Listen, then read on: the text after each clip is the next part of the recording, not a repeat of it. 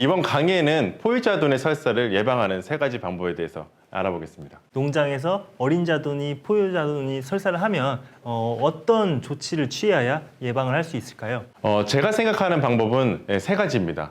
아주 기본적인 사용관리인데 첫 번째로는 자돈의 보온구역을 제대로 설정해 주셔야 됩니다. 약간 좀 세심한 관리가 필요한데 우리나라의 대부분 분만사의 보온구역에는 이 보온 상자와 보온 득은 있지만 이 보온구역에 뚜껑이 없는 농장이 많습니다. 그리고 바닥에 플라스틱 패드로 막혀져 있는 것도 아니고 바람이 아래에서 쉽게 들어올 수 있도록 이 슬랩 바닥의 형태가 많습니다. 자돈의 설사를 예방하기 위해서는 이 따뜻한 공기가 날아가는 걸 방지하기 위해서 보온구역에 뚜껑을 달아 놓아서 공기를 따뜻하게 해주는 것이 굉장히 중요합니다. 그리고 바닥에 찬바람이 못 들어오도록 이 고무 패드를 깔아주거나 이 막힌 플라스틱 패드를 사용하는 것이 굉장히 좋습니다. 이런 세심한 관리를 신경 써주신다면 이 설사가 일어날 확률을 줄여주는데 매우 큰 도움이 됩니다. 그러나 이 우리나라의 이 보온구역의 사진을 보면 실제 보온등 아래는 너무 뜨거워서 들어가지 못하고 이 뚜껑도 없는 상태에 입구에만 자돈들이 몰려있는 이런 구조 형태가 굉장히 많아서 이런 부분들은 저희가 좀 배워서 바꿔야 될 부분이라 생각이 들고요. 몇몇 농장 중에서도 이렇게 뚜껑을 만들어 놓은 농장도 있습니다. 근데 이 사진 같은 경우에는 약간 불투명하게 돼 있어서 이걸 좀 투명하게 바꿔주신다면 자돈도 손쉽게 보고 이 보온구역도 잘 설정될 수 있을 거라고 생각이 됩니다. 두 번째는 이제 분할 포유 여부입니다. 초유 섭취가 모두 포유자돈의 설사를 줄이는데 아주 큰 역할을 합니다. 최근 산자수가 15도에서 16도 이상 증가하면서 분반 시간이 이전 강의에서 말씀드렸다시피 2시간에서 8시간까지 걸리기 때문에 이 처음 나온 자돈과 이 나중에 나온 자돈의 초유 섭취량이 불균형해질 수 있습니다. 분할 포유를 해주면 모든 자돈이 초유를 충분히 섭취할 수 있게 되어 이 자돈들이 면역을 충분히 얻어 설사를 일으킬 수 있는 원인체에 대해서 대항할 수 있습니다. 조금 농장에서 이게 번거로우시더라도 이게 분할 포유를 한다면 자돈의 생존율도 높이고 설사를 예방하는 데 도움이 될 수 있습니다. 이 사진은 실제 보온구역에 입구를 막는 도구만 달아서 이렇게 분할 포유할 수 있게 만든 시설입니다. 이게 뭐 어려운 시설이 아니라서 이렇게 간단하게 이용하신다 그러면 실제 농장에서 손쉽게 분할 포유를 하실 수 있을 거라고 생각이 됩니다.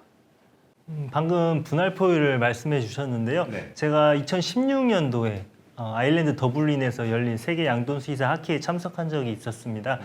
거기서 이제 초유 섭취량에 대한 네. 어떤 실험을 네. 태국에서 진행한 결과를 봤었는데요. 네. 태어난 자돈들의 약 30% 정도는 네. 적정 초유 섭취량의 약 250g을 네. 못 먹거나 또는 아예 섭취를 안 하는 경우를 결과들을 봤었습니다. 따라서 방금 양승혁 수의사님이 말씀하신 것처럼 분할 포유를 잘 하게 되면 실제로 더 많은 초유 섭취할 수 있는 기회를 자돈들에게 주고 또 관리자는 분할 포유를 통해서 실제로 자돈이 초유를 잘 섭취했는지 안 했는지 확인할 수 있는 그런 장점이 있다고 생각합니다. 세 번째, 설사를 예방하기 위해서는 이 면역을 형성해 주는 방법이 굉장히 중요합니다.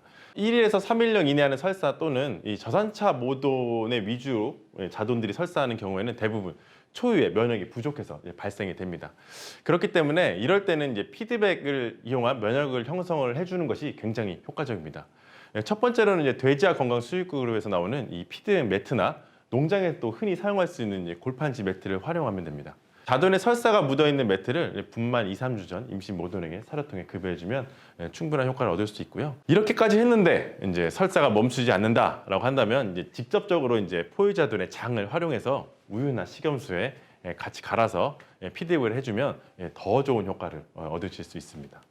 근데 이제 문제는 이 PD와 같은 급성 질병의 이 면역 부여 방법과 굉장히 유사하기 때문에 농장의 질병 상황에 따라서 이 적용 여부가 달라질 수 있기 때문에 이 농장의 담당 수의사와 꼭 상의해서 진행하는 것들을 추천드립니다. 네, 지금까지 양승혁 수의사님이 말씀하신 내용을 3가지로 요약을 해보면 첫 번째, 분만사의 포유자돈의 보온구역을 형성하라입니다.